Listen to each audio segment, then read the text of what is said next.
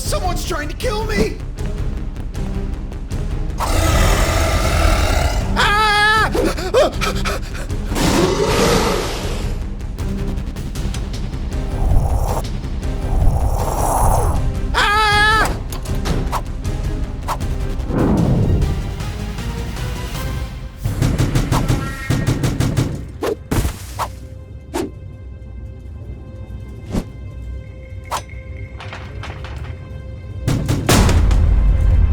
Please, I didn't want to break in. It was my friend's idea. I swear.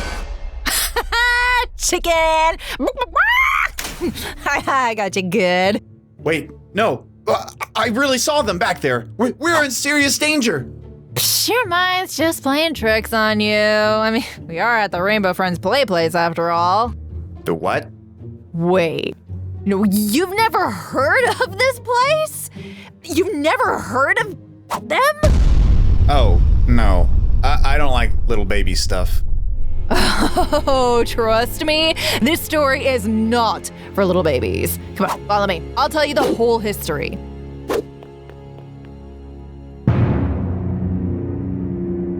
Rainbow Friends and their play place used to be the most popular family entertainment in town.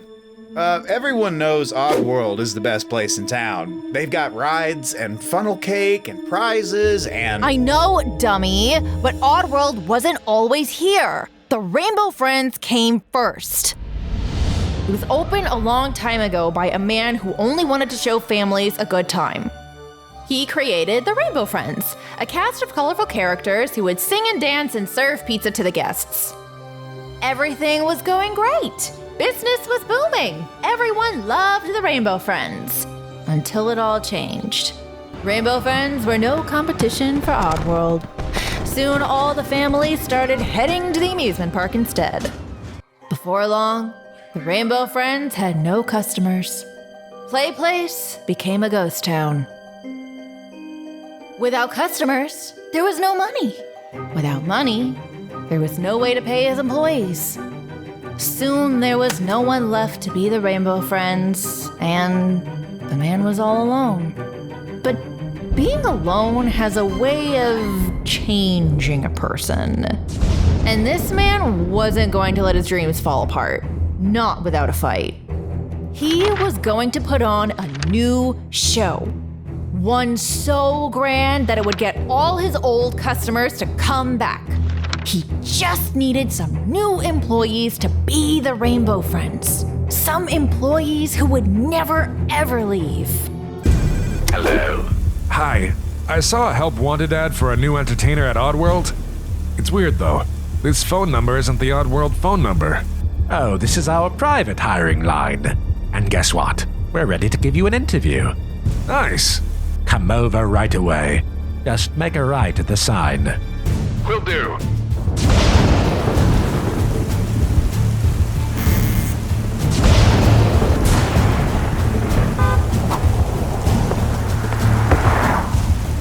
Wow, I'm in the middle of nowhere.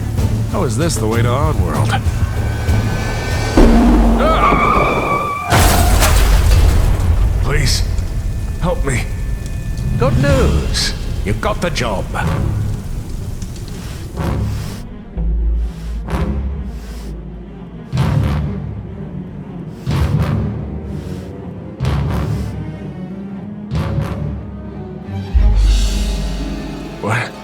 Where am I?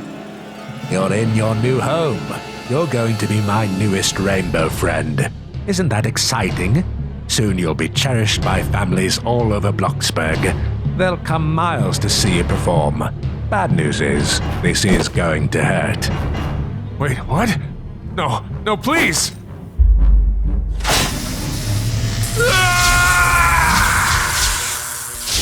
And the owner wasn't. Come on, guys, please, let me out. It all started in high school. I may not have been a monster then, but I had plenty of them to deal with. The other kids picked on me for my height, calling me names like I tried to go to the principal, but they weren't any help. It only made things worse. My parents turned a blind eye to my problems too. They figured, due to my size, that I was just overreacting. But I couldn't take it anymore. I screamed and I cried every night. It got so bad that my parents made me see a therapist. She even gave me a stress ball. She told me that whenever I felt sad or lonely or mad, that I should just give it a big squeeze. They made fun of me for that too! Sup, toothpick? Gross, he farted. I didn't! Loser! I finally had enough. In that moment, the monster inside took over. And suddenly, my size didn't seem so funny anymore. The faculty broke us up before things got too bad. But still, they knew now not to mess with me anymore. At least in high school. Many of us ended up going to the same local community college, and they actually started to be friendly to me. Apparently, I had earned their respect. But that, too, was all just a trick. One day they invited me somewhere, out on the outskirts of town, called the Rainbow Friends Play Place. I had heard about it before, but I only knew that it was some kind of kid's birthday party venue with dumb mascots. Still, if they wanted to go, I wasn't about to question it. Me and my new friends loaded up in a car and were off, though something seemed fishy about the trip from the start. When we finally got to the play place, it looked like it was closed, abandoned even, and it didn't take long before I understood what we were really doing there. Alright, Stretch. These guys lock all the windows and doors on the first floor real tight, which is why you're gonna reach right up there and open that one. But that's wrong. Come on, man. I thought you were cool. Okay. I did as they asked, and had no problem breaking in. It was eerie in there, but I wasn't about to let my new friends down. Haha! What'd I tell ya? The Jolly Green Giant was useful for something after all. Before I had a chance to argue, we heard a terrible noise echo off the walls. What was that? Nothing. It was probably just the wind, right? Yeah, the wind. I was scared. More scared than I'd ever been in my entire life.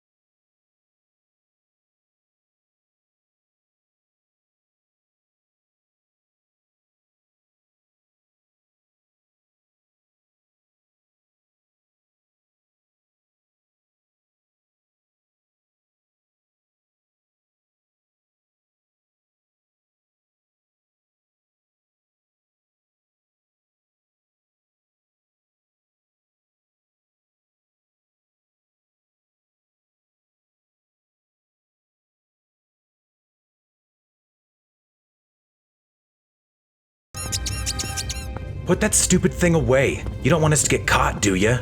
Now spread out. This place has gotta have a safe somewhere. My parents took me here as a kid. The owner must have made bank.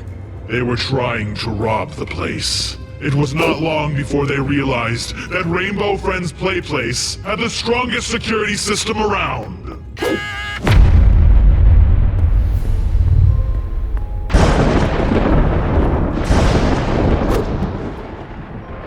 Nothing here.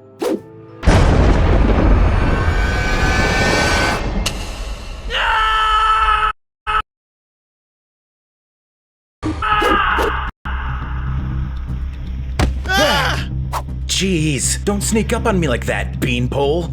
Listen, I think we should get out of here, man. Whatever you're after, it's not worth it.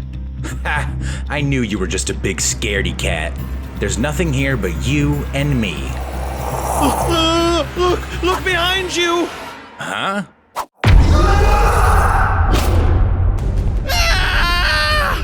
I ran as fast as I could. I kept running and running until I made my way to Oddworld. High up above on the pier, people were having fun. Meanwhile, I was far below, running madly for my life from a monster that defied all reason. High up above on the pier, people were having fun. Meanwhile, I was far below, running madly for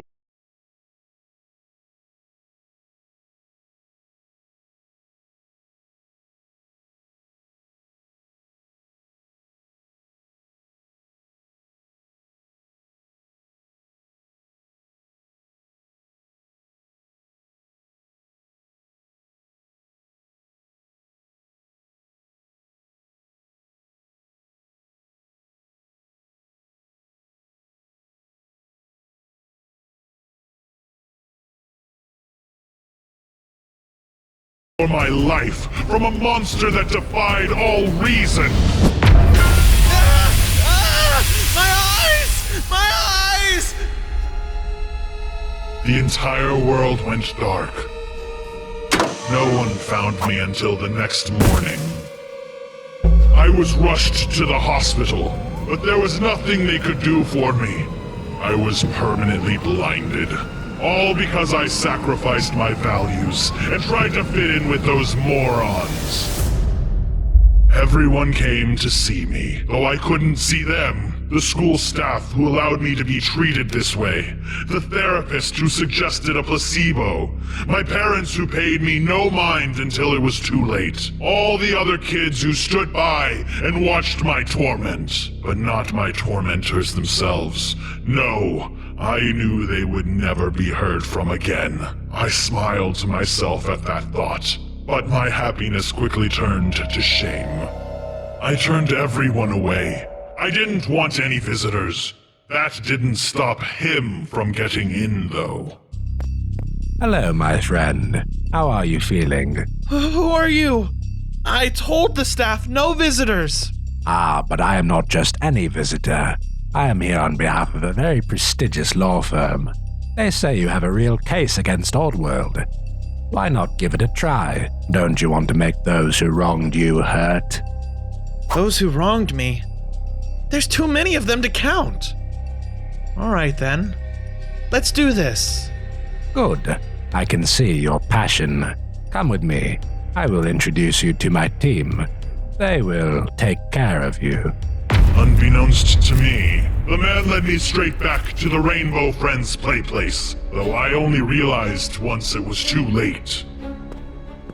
Just stand there, please. My associate will help get you strapped in. Strapped in? Indeed. Now hold still. Blue? Wait, I know that sound. It's that monster. What's going on? No! No! Come now. This will only hurt a bit. Please! Let me go! Ah!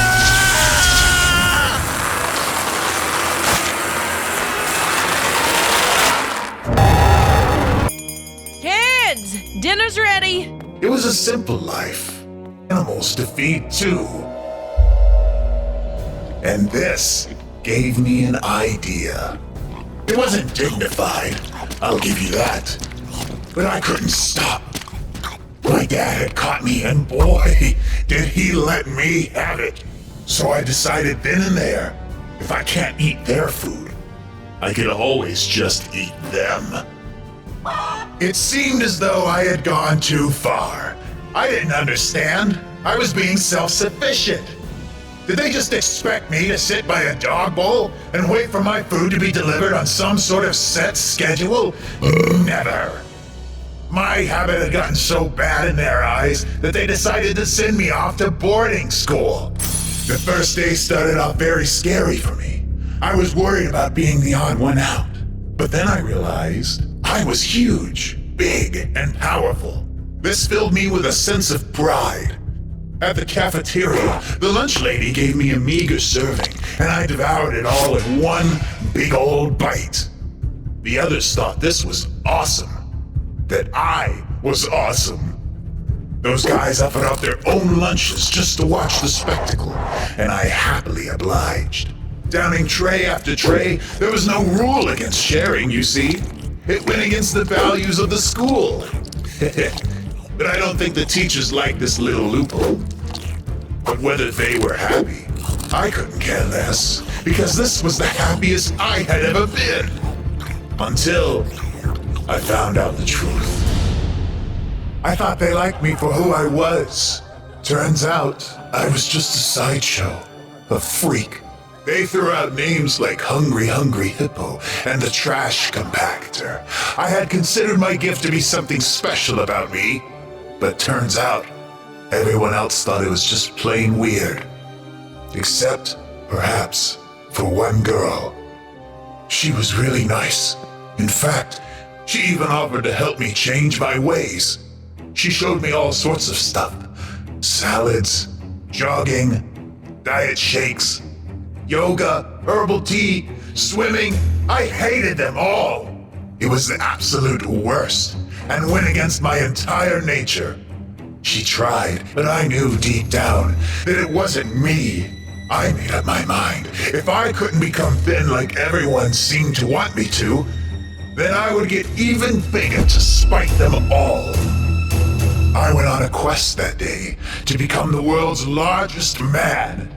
My family held a hot dog eating contest at the farm. I sweat so hard that they had to travel 15 miles just to pick up more dogs. And it didn't stop there. News of my decisive victory spread throughout the paper. People wanted to watch me perfect my craft. I went from show to show, and I creamed them all. Anyways, throughout it all, the same girl tagged along. She, despite her best efforts to change me, really cared about me deep down. It felt so good to be loved by someone for who I was. As I won more and more competitions, I became something of a celebrity. I was on the top of the world, and at last I had done it. I was officially the world's largest man, and I felt good. One day, I got a phone call from the family that sent me away all those years ago. Hello, honey. Your father and I saw you on the television again. You looked happy. But, son, you're not healthy. Please, come home. We can help you work through your issues. We love you. I couldn't believe what I was hearing. I thought they might have called to beg me for money, sure, but this? What issues? I was fine. I was famous.